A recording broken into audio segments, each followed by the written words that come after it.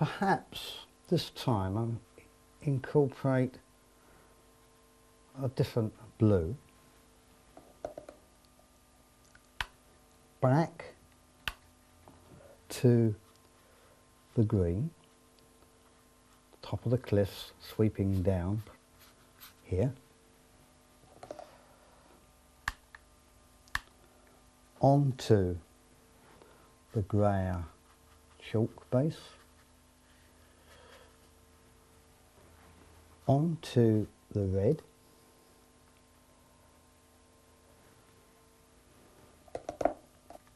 onto the beach, sweeping up toward the cliff. Now, what's happened, and quite accidental in a way, is that from landscape shape, which we started from, there to there, to the small thumbnail, to this, it's now turned itself portrait shape, which gives me this inspiration of the big sweep of sand sweeping up to the cliff. So I think what we'll do, you know, here, I think we'll do a little oral study before we go on to the abstract, but we'll perhaps turn it round to get that force coming up to the cliff. What I haven't done here is I haven't done the edge of the cliff. I can do something with that when we go forward. I'm more concerned at this stage of the bands of colour. So if we leave it there, what we do, we go on to an oil sketch next, shall we?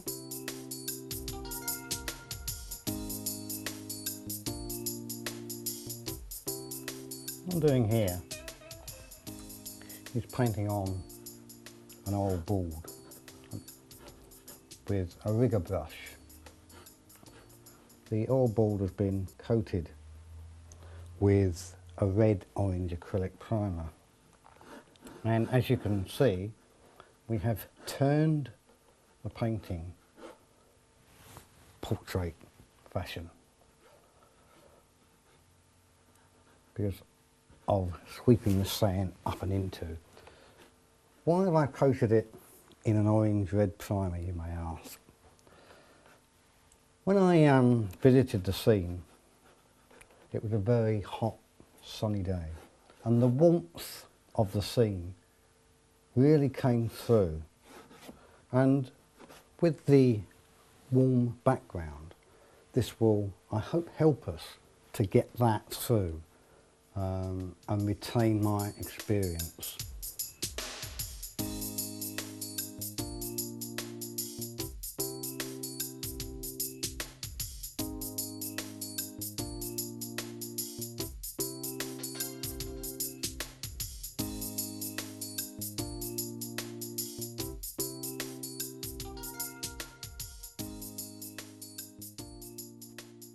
Right, and what I want to do now is just to change colour and really block this in with my beach, sweeping up greens, reds, draw back in. Don't want to make a meal of this, but all the time this is really now dictating which way to go with my abstract. Yeah, okay, what we'll do is change colours.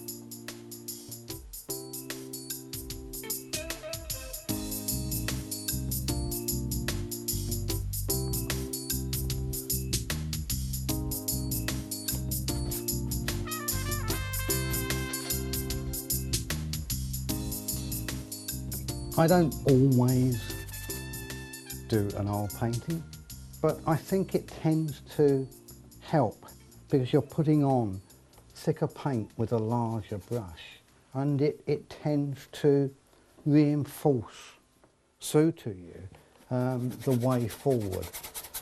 And we're not going to spend a long time on this. It is just, again, looking at the composition, the form, the shape, the colour.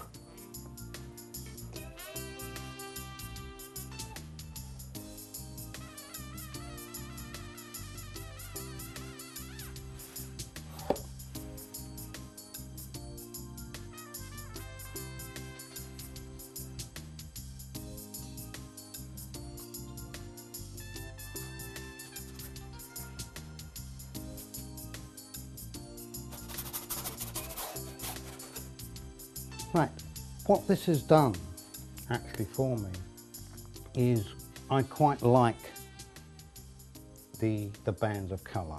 I've actually gone back slightly more traditional than the last exercise we did,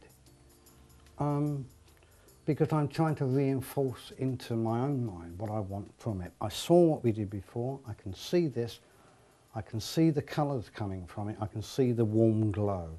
I don't want to take it forward any further than that.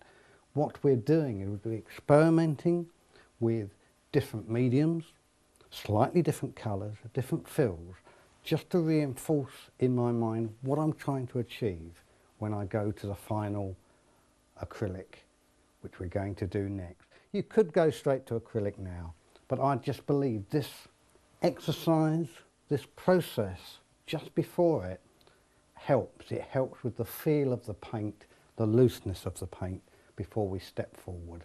And I quite like the idea of changing mediums. For the sake of what we're going to do now, we'll go to acrylic because it's going to be easier, it's going to dry quicker. If you want to carry on with oils, come with me, look to see what we do with the acrylics, but just use it with your oils exactly the same way. But we'll show you what we can do with this with acrylic. So let's have a look at that next, shall we?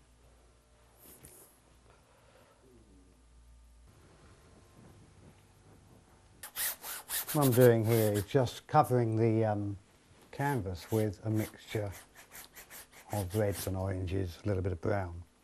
I've left this bit and I'm going to transfer to an oil pastel that is quite luminous in its intensity, and I've left it to lay on to the white canvas rather than overloading on the paint. It doesn't work so well if you overload it on the paint. You can tell by spreading this, it doesn't act in the same way as an old bar, which would spread a lot more. But I want this texture to happen. So I'm just laying in some of this orange through here. We've got to that stage and I'll carry on with a bit more of the colour. The acrylic, although I'm going to paint across this, won't stick to the oil, and providing we know where we put it, we can use this later on.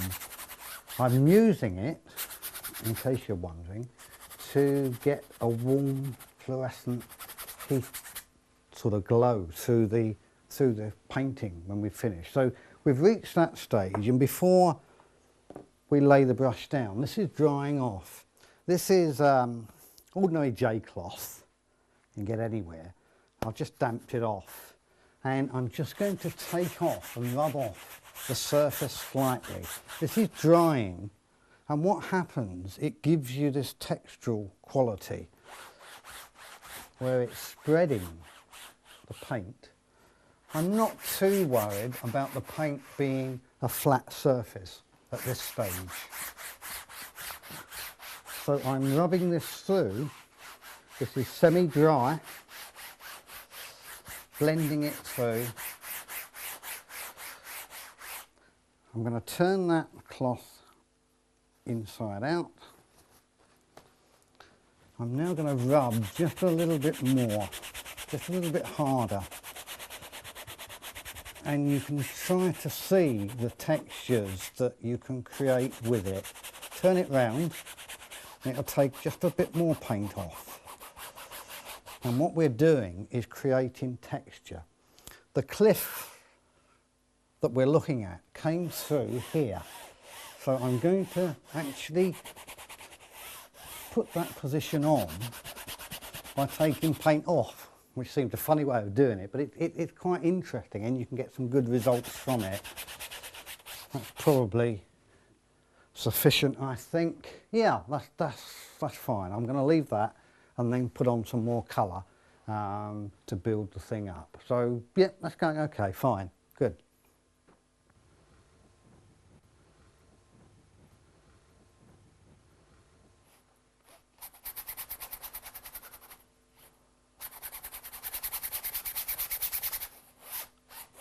What I'm now doing is laying in the area of sky, and the very contrasty blue we're using up against the burnt orange really gives you some impact on the whole thing.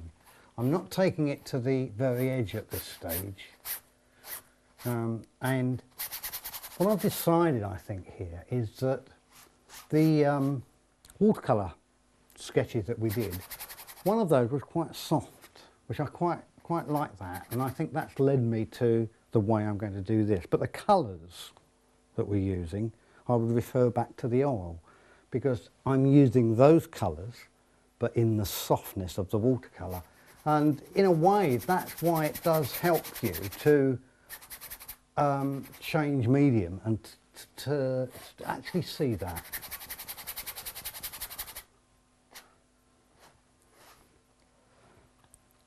Keep that quite loose. I'm going to put the sea coming in, instead of a horizontal line, coming into it like that, just there, and may well link this through here just for the moment. What I'll then do is put that down and just let that dry off just a little bit. I'm then switching to a yellow.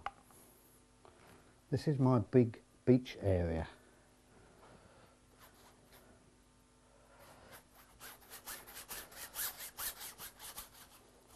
The reason, as you remember, I think, was to get this expanse coming up to the cliff. I'm going to paint this out a little bit here. I put quite thick paint on to start with, and I'm now blending it a little bit with the brush here. Again, I'm not taking it down to the eye. I love the borders that are created within a painting, which I feel hold the thing in and direct your eye into the painting, rather than painting off the edge and just going nowhere. I quite like the idea that you don't paint to the edge. Paint it up to that cliff edge. I still think you can see that. Whilst I'm putting this on, that blue's drying off a little bit. I'm going to leave that about there. I'm going to put my brush down. I'm going to pick hold of my J cloth, which has got some water in it. I'm just going to pull this through and blend this through at this stage. Turn round, and it will expose the orange through it. Some I've left, some I'm actually exposing by the weight I'm pushing onto the canvas with the bit of cloth. I'm going to turn the cloth round again and go back into the beach in exactly the same way, exactly the same method, where some have left thick and some is thin. See, I'm taking that bit off there, exposing the orange through it. That one I haven't even put the yellow on. So we've got thick and thin throughout, not painted to the edges, and the whole thing is beginning to hold in. This is my big cliff, my sand, my sky. So what we do then, I think at that stage it's probably worth leaving to just dry off before we go back into it and start to think how we're going to bring this one forward.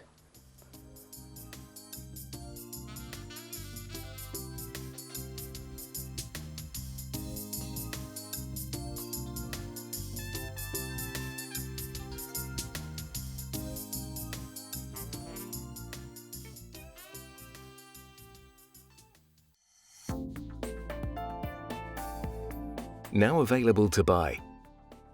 Try these techniques at home whenever you wish.